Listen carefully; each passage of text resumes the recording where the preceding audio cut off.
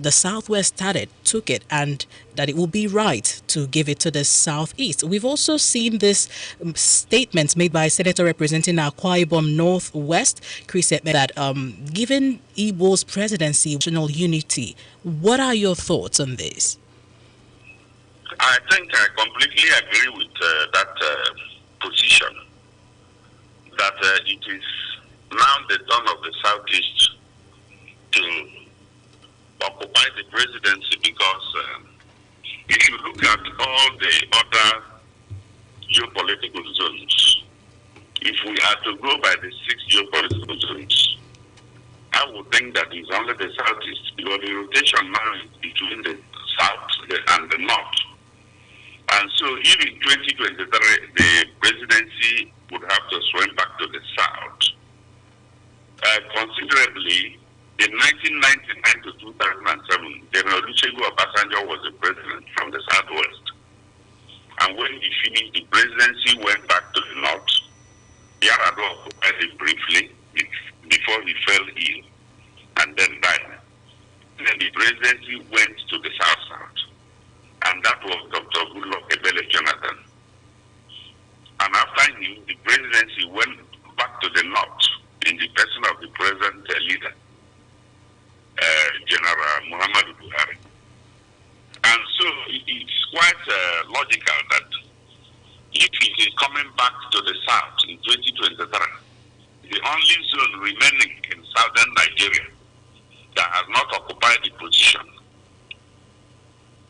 of elected president at the federal level is the Southeast geopolitical zone. And that's why I listened to a release that was made by Igbo Lagos recently. It was specific that it is not just Igbo presidency that we are talking about, but a presidency that should come from the Southeast geopolitical zone. Because if you are talking about Igbo presidency, it also means that the person can come from either the South, of course, or even some people mention the Middle Belt, where you also have Igbo populations. So let us be quite careful about this, how we handle it. Because we don't gain anything by implementing policies of injustice. I believe that if that presidency is allowed to return to the Southeast, it will go in stabilizing the Nigerian polity that is currently being overrun, by terrible events, terrible incidents of bad governance, economic failures, mass unemployment. In fact, a near state collapse because of the crisis of insecurity. And even the way the international press is looking at the entire thing, the way they have tried to interpret it. I was listening to the Al Jazeera yesterday, and the impression is that there is an attempt to overthrow the federal government, by Islamic insurgents. And they want to now use the instrument of that government to pursue a process of Islamization, and then to compel, to wipe out the Christian community in Nigeria, and so forth and so on. So if the politics were sensitive, Chief Abi, I think we lost. be very careful in what they're doing by making sure that this issue of political rotation is pursued. All right. Thank you very much for your take on that. Dr. Desner, this issue of rotation has generated lots of controversy, because we started talking about zoning both at the national level and state level. That was since last month, and people have their different views on it. We also heard the view of Maman Daura, who called for the scrapping of zoning, and he said that it should be predicated on competence, even though the presidency has come out to distance the president, Muhammadu Buhari, from that comment. What do you see? But let me just comment a little bit that I would have loved to have Abi Onyike in the studio, because I know him. I met him in those days when he was a staff of the Abia State Ambassador, and we met in the House of Commons. A very nice fellow. Thought I would be looking at him this morning so that we'll do this analysis. Abia, good morning. You see, the issue of rotation is something we have to respect within our own climate. That when elections are taking place, the real psyche of the people should be respected. The sentiment should be respected. Nigeria is not America, where you talk about certain families producing presidents, like you know of the Bushes and the Clintons. So the Clinton was president, his wife was senator, and then his wife equally tried to become president of the United States of America.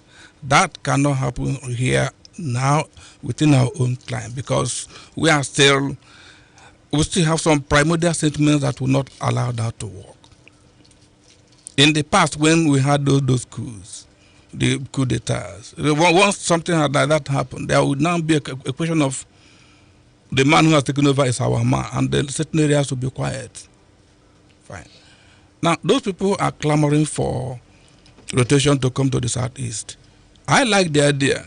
I quite kind of acknowledge their own statement, but all of them, each and every one of those people have been known to have championed even the third term for the president, including the president of this Nigerian Senate.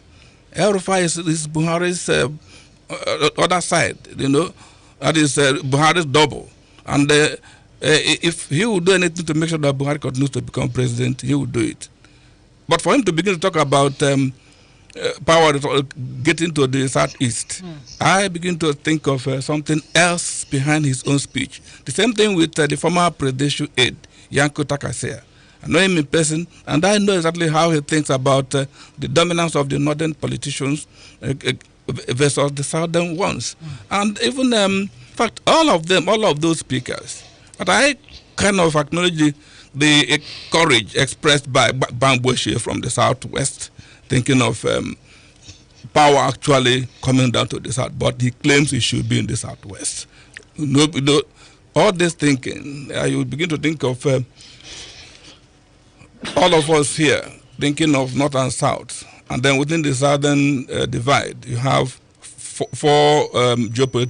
geopolitical zones: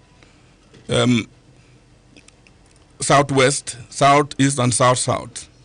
But in the southwest, they think of east and west, and they believe that since Obasanjo took it before, then Jonathan, his own representation should be for the east, and therefore it will now be their own birthright to take it over.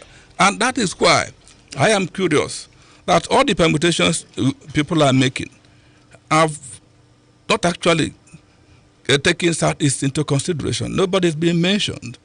Now, like Tanko Kasia talking about the possibility of Tinubu becoming a better president than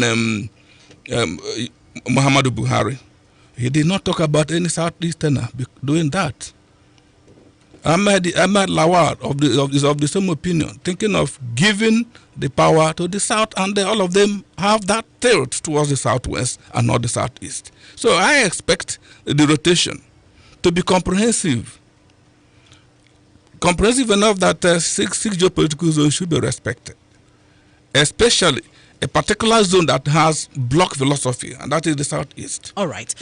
You're listening to Political Voices on 92.5 Enugu's Dream FM. At this point, we need to bring you in on the conversation. Join us on the social media platforms, the Facebook page 925 Dream FM, the Twitter handle at Dream 925 FM, on the WhatsApp line 0902 00200925. Join the conversation or call us on the phone lines. Hello, good morning.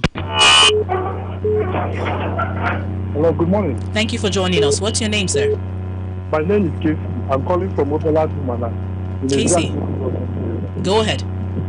Yes, I want to really make a simple contribution here. I think the Southeast should also consider giving the opportunity to produce 2023 presidents. My reason being that I don't want to talk about the marginalization of the Southeast. For instance, we have 774 local governments in Nigeria. How many do we have in the Southeast?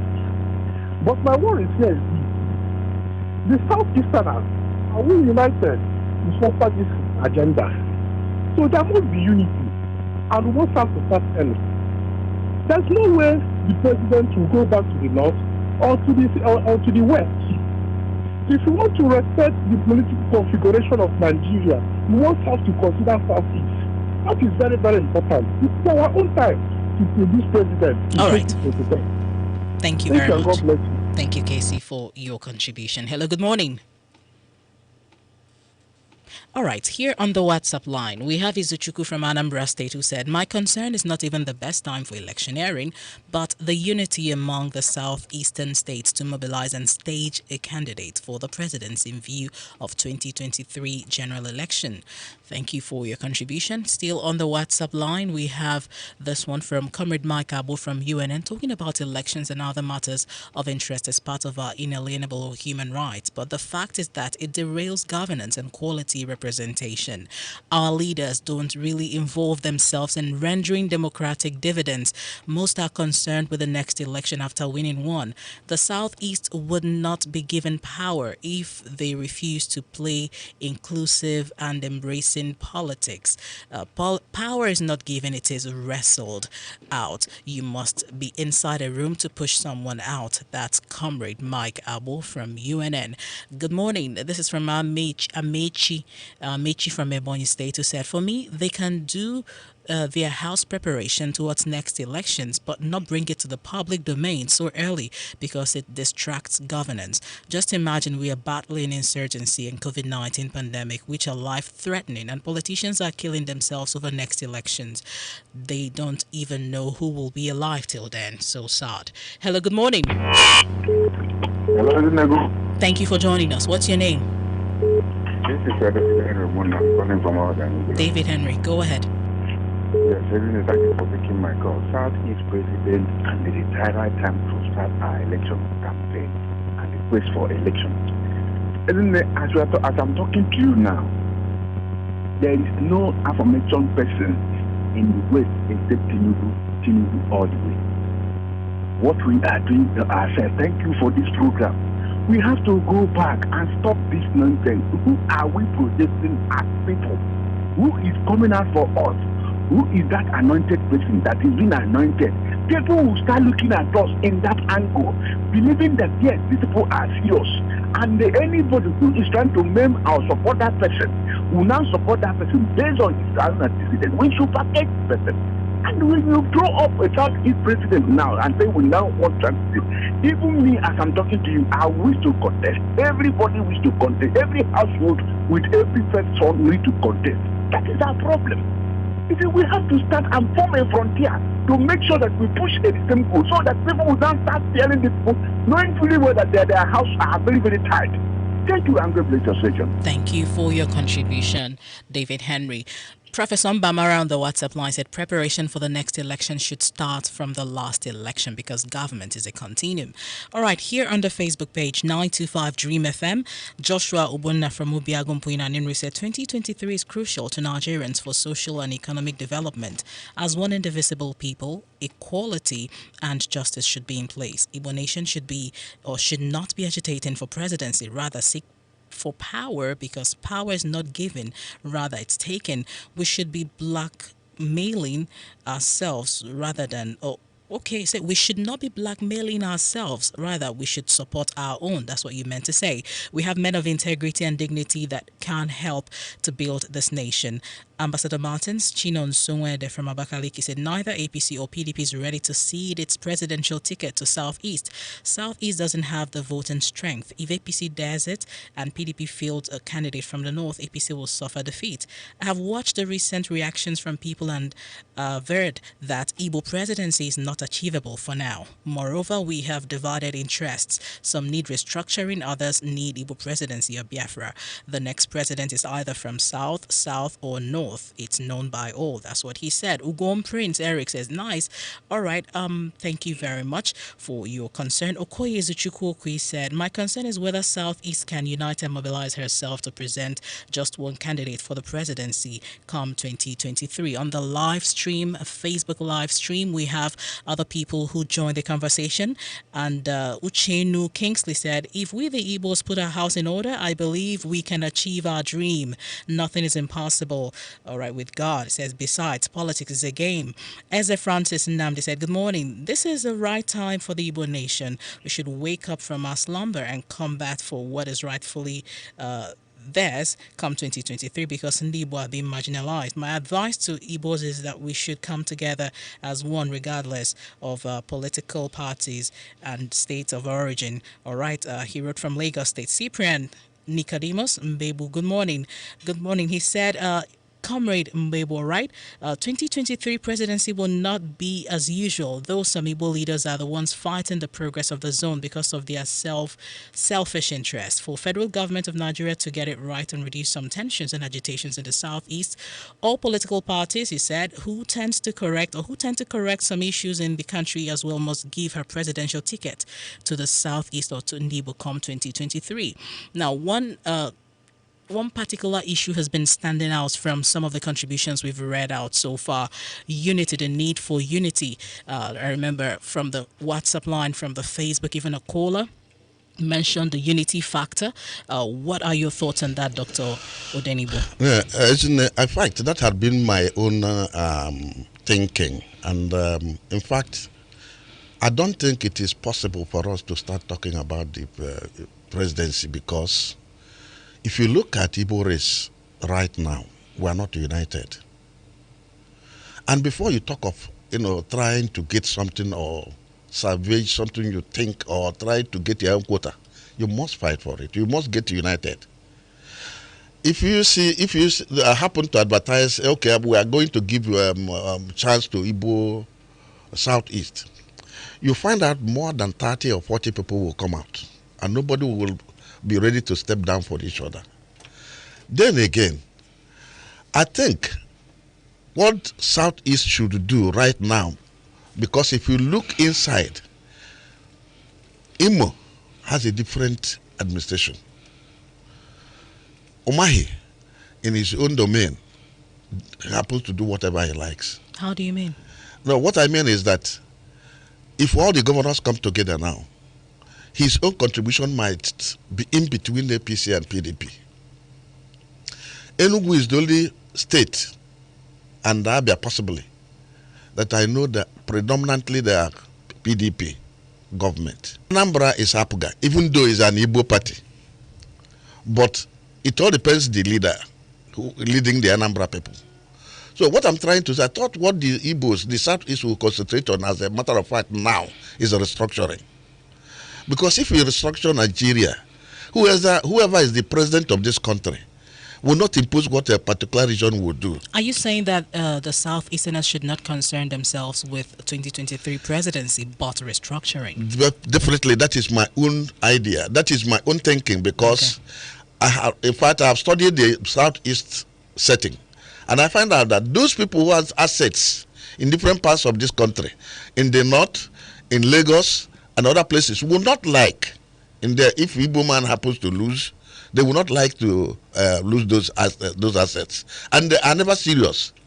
And even if you put an Igbo man as a president in that particular place, it will not be useful to us. So what I'm thinking that will be done is restructuring this country. When you restructure the country, then each region will have to find how they will develop the economy, the structures they will put in place to make sure the economy, gets up. And I bet you, if you do that, you find out that before 10, 20 years, Southeast will be like China. So I don't see any reason why we shall continue beating about when we are not united, when we don't think the same way, when we have not the same idea, the same thing, and you are fighting to get to go into the center to rule the country. So I don't believe in that yet. What are your thoughts on this call about unity, the need to be united? Political unity is important in winning elections. There is the need for restructuring. I do not condemn the agitation for Biafra. But what is on the front burner right now is the presidency of the Federal Republic of Nigeria. And I think Igbos are qualified to go for that position. So many Igbos. If you take account of about 74 candidates that emerged for 2019, about 2 Igbos were among the top 5. Magalu and Obiagaleze. So you cannot begin to think of our not being strong enough to go for it. But what is required to achieve unity is that political unity is always achieved in diversity. You don't just have a kind of monolithic structure that will begin to develop and begin to ask for political power. No. In the West in 1998-99, they had so many splinter groups. Nadeko was there asking for what now amounts to restructuring, asking for what? They were asking for democracy, headed by people from the Southwest. Even though Nahoro of South was the leader, the entire thing is championed by people from the Southwest. But they still had their own group, which was, that is Ghana Adams OPC, asking for relevance for the Southwest. Whatever is happening, let the Southwest be given a chance to develop itself. And they eventually got the presidency by concession, because the two top contenders then were all of Southwest, both of them. Even when Obonion was floated as a candidate of the APP, he was forced to step down at the last minute so that a quasi-alliance between APP and AD would produce Olufalaye, a fellow Southwesterner with Olusegun Obasanjo. So you don't begin to talk about sitting down to forge unity. Let a candidate emerge. Let a personality emerge, a presidential personality from the Igbo extraction, and then that person will become the rallying point for all of the people. You can see now what is happening. Tinubu has emerged. All the Western press, all of them are supporting him. Whatever they are writing about him. Whatever they are agitating about him. Whatever configurations they are all making, all about Tinubu. The 1 million signatures, all for Tinubu. The comments from the North, sponsored comments from the North, all for Tinubu. We have not yet produced that kind of thing. What is really happening is that some Igbo leaders of thought like Ndubisi Kanu, Emeka Anyoku, Ben Webes and others are meeting to begin to shortlist 5 persons from which they will pick one. That is becoming late. That is why I said that if you fail to plan, you now plan to fail. By now, this is 2023. This is 2020. Yeah, that is already getting to the end. And in the next, you don't just wait for the voting day to think about who wins the election. No. Actual politicking, to know who will win, will start about 7 months to the election. Fine. So by now, we should have settled for a particular candidate who will now be marketed. There will be strategies to position the person and strategies to ensure that after positioning that person, you mobilize the people to rally around him to make sure that he wins the election. It becomes a project. It's not a project of the Southwest. They are ready. They are ready because there is a team. In football, right now, the leagues have ended. And so many teams are going for preseason, preparing for the next one that is supposed to take off in next end of this month and then beginning of next month. You don't just sit down and say, okay, until the referee blows the whistle. No. All right. We continue to do it. Recycle activities, create initiatives, create activities, make noise, and then let there be a focal person that will be an Igbo leader and a presidential material. It could be Abionike. All right, Chief Abionike, we have you on the line. And the talk has been about unity. And if you heard what was said by Dr. Desner, that it's rather late for the stakeholders to have rallied round to bring out a person who would be like the focal person, and noise will be made around the person for the Southeast. What are your thoughts on that? Yes, I believe that the issue of unity in the Southeast is almost always exaggerated.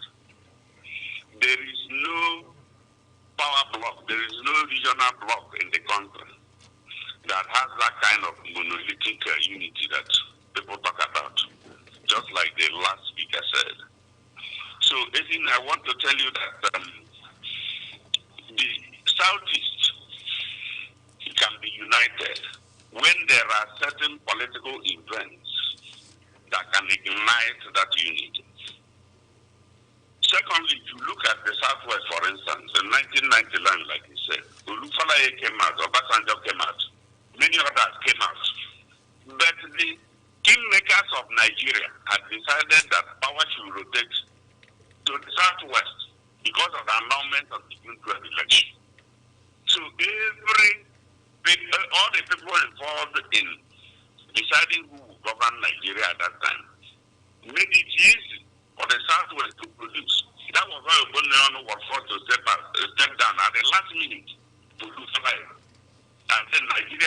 had two alternative presidential candidates, and two of them came from the Southwest.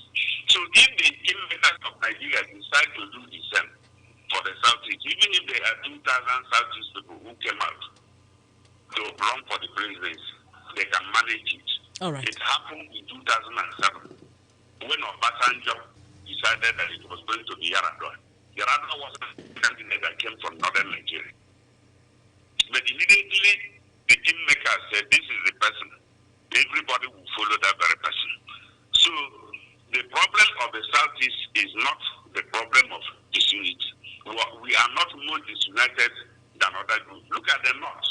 The type of internecine struggle, infighting that is taking place, even very violent infighting and struggle taking place in northern Nigeria. And that is not the same in the Southeast. So let us not exaggerate that. And I want to say also that we need pressure.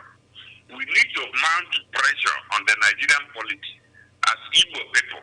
All right. Tinubu cannot be going for the presidency now because we are just finishing with a Muslim president. Then he is coming with his own Islamic background.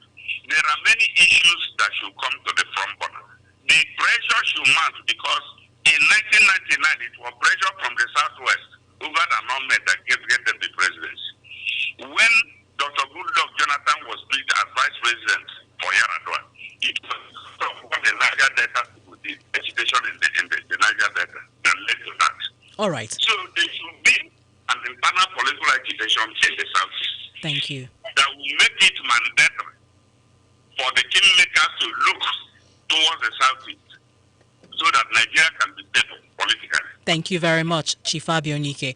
All right, we have here on the WhatsApp line a comment from Emeka here in Enugu. The essence of election is to determine or to allow people to determine and harness the resources of the country for the well-being of the masses. That sadly is not the case in our climate. Politicking after election should be done quietly in order not to distract the process or the processes of governance at all tiers of government.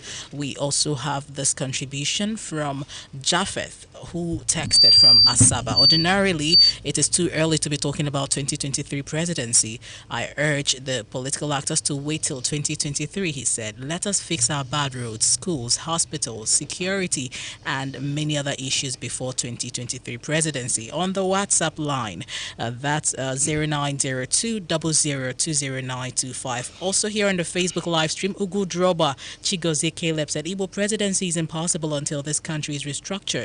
Aleke Chinelo said, good morning.